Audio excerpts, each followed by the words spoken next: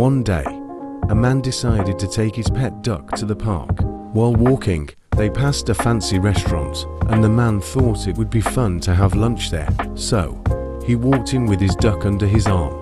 The waiter, seeing the duck, immediately said, "I'm sorry, sir, but we don't allow pets in here." The man, unfazed, replied, "Oh, this isn't a pet, it's a therapy duck." The waiter raised an eyebrow, but decided not to argue. "All right, but please, make sure it doesn't cause any trouble." So, the man sat down and ordered a large, fancy meal.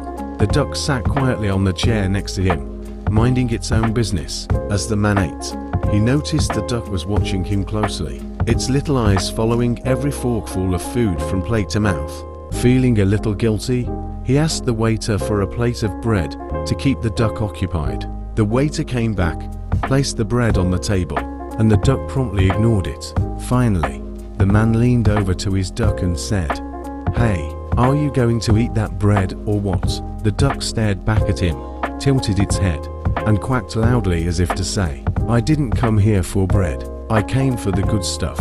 The entire restaurant burst into laughter, including the waiter, who couldn't resist bringing the duck a small plate of the restaurant's finest fish. Turns out, the duck had some very expensive tastes.